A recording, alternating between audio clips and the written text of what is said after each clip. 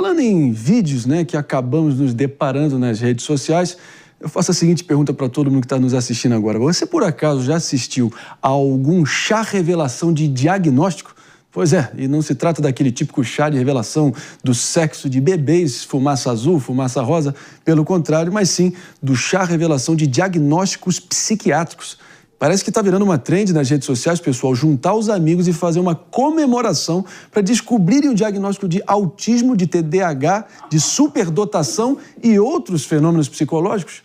Agora, para a gente tentar entender o que está pegando, realmente para ver se realmente quem está precisando de consulta psiquiátrica são os que estão engajando nesse fenômeno ou quem está sendo diagnosticado, vamos aqui com a opinião de uma profissional das boas, né? Que, claro, ninguém melhor que a nossa querida psicóloga, a doutora Lala Fonseca, beleza? Como é que você está? Ótima, bom dia. Qual é a tua opinião sobre essa nova moda? Parece piada se não fosse verdade, né? E é verdade. Virou moda. Virou moda. E o ponto é, né, quando a gente recebe um diagnóstico, primeiro, né? Claro que existem diagnósticos que perduram ao longo da vida inteira e não é que um diagnóstico muda, mas às vezes existe um diagnóstico que não acaba sendo efetivamente o real, né? Eu pego muito paciente que falou, eu já tive um diagnóstico assim, esse diagnóstico mudou para outro diagnóstico, então assim, os médicos, né, vão fazendo reavaliações e vai passando por vários médicos. Então assim, a questão é a família lidar com esse diagnóstico. Isso auxilia uma família a saber o que esperar, mas não lidar com a pessoa como, ela não vai fazer isso porque ela tem TDAH. Não, é a forma de lidar diferente. Eu preciso lembrar essa pessoa em outro momento e passar tarefas de uma outra forma. Então, é a forma do enfrentamento. Você receber um diagnóstico significa que você vai desenvolver ferramentas para lidar com o seu diagnóstico e não se esconder, né, atrás do diagnóstico. Conhecer um diagnóstico não te define, mas te dá uma direção. Meus amigos, agora o pessoal anda fazendo mais sensacionalismo em torno de chá revelação do que o teste do DNA ali na época do ratinho, pelo amor de Deus. Então, não sei, não me parece uma tendência saudável, mas é o que está posto aí. E mais um fenômeno cultural nessa loucura moderna do Brasil. Dias Peixoto, sua opinião? Eu acho zero problemático. E no mundo também, que fique claro, tá? Brasil e mundo.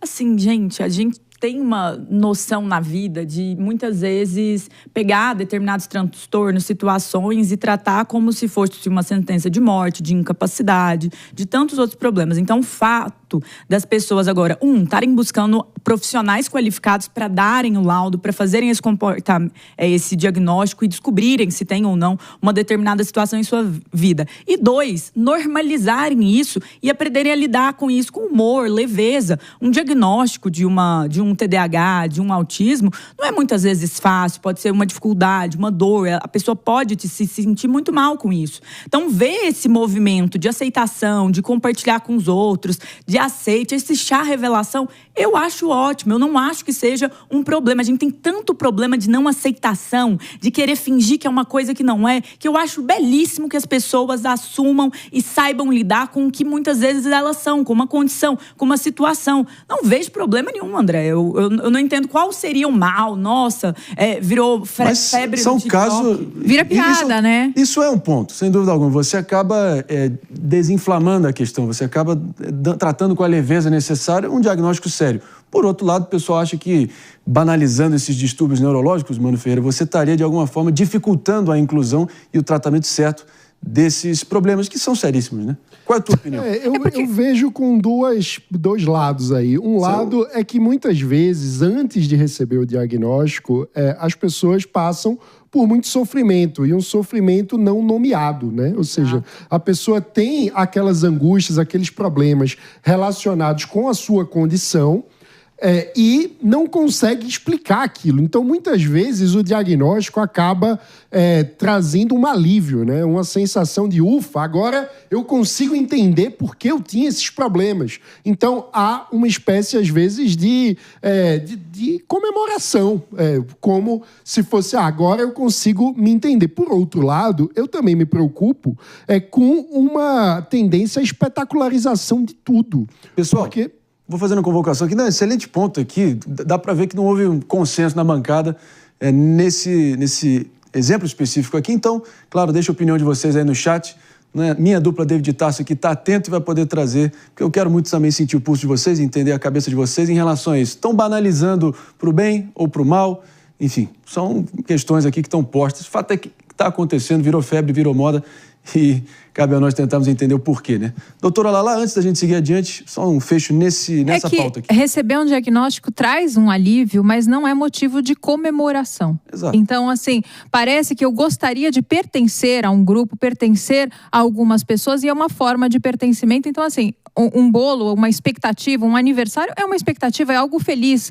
E receber um diagnóstico é só uma forma de alívio, e como que as pessoas podem lidar, os familiares podem lidar com esse transtorno, com esse diagnóstico. Eu discordo. Eu acho que as pessoas podem comemorar, saber o que elas são, como elas são e se descobrirem em relação a uma condição que muitas vezes não é explorada na realidade delas. Vamos pegar, a gente está pegando Você ficaria feliz e comemoraria se chegasse um diagnóstico que seu filho é autista? Você vibraria com isso? André, mas não é sobre comemorar meu filho ter autismo. É sobre como tem gente, que é provavelmente esses casos. A gente não está falando de criança, de pai que está fazendo chá revelação do filho autista. Nós estamos falando de pessoas. A menina que estava na foto aí, bem mais velha, que às vezes passou toda uma vida sofrendo com aquela condição, sem saber que ela tinha uma condição, porque às vezes ela não tinha acesso financeiro para fazer as consultas, porque às vezes ela não tinha o conhecimento, porque às vezes não teve a devida atenção. E hoje ela descobre que este problema aí dela, essa situação, as dificuldades, são por conta disso e consegue o tratamento adequado, consegue a forma de viver. E tem casos de crianças também. Tem casos de pais fazendo para crianças, tá? É que nessa foto não, mas... Até porque a gente não pode mostrar a criança. Sim, é diferente. Sim, é diferente. Também é diferente, porque aí a criança vai crescer o tempo inteiro com aquele estigma de estar com aquele transtorno e pode se esconder atrás do diagnóstico. David, não enfrentar a situação com técnicas e ferramentas. Se você me permite, Jess, bota a bola no chão. Jess, por favor, Jess, Peixoto, vamos tentar respeitar aqui o andamento do programa. David, por favor.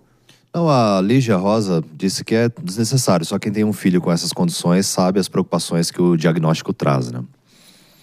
Agora fica à vontade, Jess, se quiser complementar, Mano, também. Completo. Inclusive, em causas políticas, é importante dar visibilidade para isso. Não é romantizar doenças, ou situações, ou condições, ou o TEA, mas... Olha para o TDAH. A visibilidade que isso traz nas redes faz com que, muitas vezes, os políticos se engajem em medidas para pessoas que têm TDAH, para pessoas que têm autismo, por ver que existe uma demanda social que se está falando sobre isso. Sabe o que também me preocupa? É que, muitas vezes, nós temos falhas de diagnóstico, né? Muitas vezes, nós temos imprecisão a respeito de como construir o diagnóstico de alguém. E quando a gente cria todo esse espetáculo em torno de um rótulo, se depois a gente acaba compreendendo que não era bem assim, que o profissional se enganou, que precisava ter uma segunda opinião, às vezes isso pode acabar ampliando o sofrimento, né, Lala? Então, isso acaba ampliando o sofrimento, porque assim, a pessoa passa, muitas vezes, chega no consultório já com 30, 40 anos, e ela falou, eu já tive um diagnóstico de ansiedade, aí eu tive um diagnóstico de TDAH, e agora eu descobri que eu não tenho mais TDAH.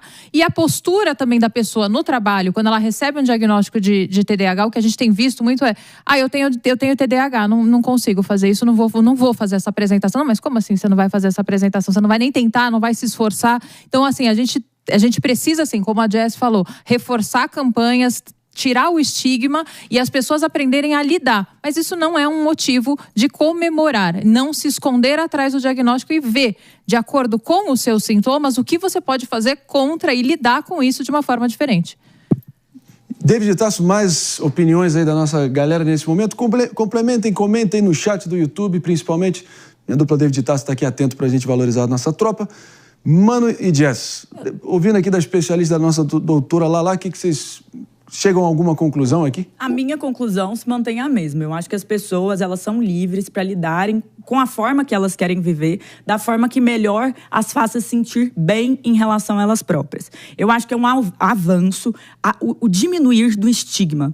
E eu acho que o diminuir do estigma fez com que as pautas, elas avançassem muito em relação a isso. Então, se eu vejo nessas imagens uma pessoa que está ali para ver esse diagnóstico, que tem uma suspeita, eu acho que pode estar certo. Alguns casos podem ter um diagnóstico errado, mas essa não é a ampla maioria que vem de profissionais qualificados e capacitados que fazem um grande estudo e dão uma grande atenção sobre isso. Então, assim, eu diria que é liberdade das pessoas. Eu me recuso a criticar, neste caso em específico, as pessoas que vão optar por fazer isso, que tratam com essa leveza, porque seria muito pior levar esse diagnóstico e ficar chorando. E também acho que tem baixa habilidade de reação, pode ter os mesmos problemas que a Lala bem aponta aqui. Então, assim, eu acho que essa tratativa mais feliz e clara com a família é até melhor e mais saudável e mais positiva. Gente, liberdade sempre, cada caso é um caso e ninguém sabe da vida de cada um melhor do que a própria pessoa, né? A gente precisa sempre lembrar disso. Cada circunstância é própria. O ponto é que também é importante parar a liberdade, que nós tenhamos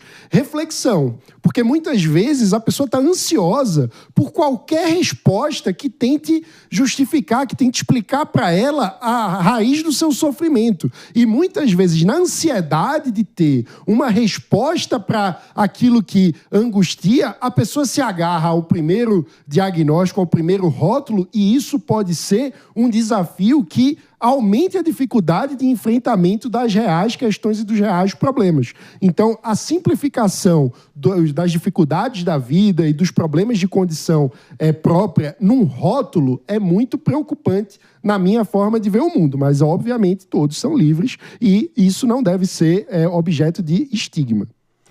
Baita debate, acho que representou as visões divergentes aqui em torno dessa discussão toda. No momento que a gente vai concluir o Morning Show de hoje para todo mundo nos ouvindo pela Rede Jovem Pan de Rádio. O Morning Show volta amanhã às 10. Tchau! E claro, para todo mundo aqui que segue antenados aqui na TV, na Jovem Pan News e também pelo YouTube. André. Vou acionando, se você permite. Eu já estava partindo para a conclusão aqui com a doutora Lala. Se for breve, Jess, por favor. Brevemente, o a gente coloca complementa. uma coisa que é a questão do rótulo. Eu acho que a gente tem que separar o rótulo do estigma negativo. Porque determinadas condições vão levar você a ter determinadas características e determinadas dificuldades. E tá tudo bem. Então, assim, eu não acho que uma pessoa também, ela estar ali sendo autista, tendo TDAH, necessariamente é um rótulo negativo. Eu acho que existe determinadas condições, essas condições elas têm que ser trabalhadas, lidadas. Existe também e o serviço a condição da profecia autorrealizável, né? Que é quando você fica repetindo para si mesmo um problema, você acaba incorporando aquele problema como parte do comportamento. Profecia autorrealizável. É um termo importante para todo mundo entender. E é um fenômeno real, né? Que se você fica dizendo para você mesmo que você é algo, e por algum momento você vai incorporar aquele comportamento. Mas nesse caso, essas pessoas, elas são algo. Só que esse algo é sobre vencer as barreiras, vencer as batalhas, como a Lala bem disse aqui. Doutora Lala, concluindo considerações finais. O único ponto é assim, nós somos responsáveis pela nossa vida, que isso fique muito claro, né? Então, assim, independente do diagnóstico que eu tenha, se eu tenho condições, eu preciso enfrentar as situações e no final das contas, eu tenho que ser responsável por uma situação e eu posso auxiliar a minha família como que lidar comigo daquela maneira, como que funciona para mim. Então, assim, a gente busca uma solução mágica para todos os nossos problemas, como se aquilo fosse resolver, mas no final das contas, você vai ter que lidar com as suas questões da mesma forma. Muito bem colocado, difícil discordar.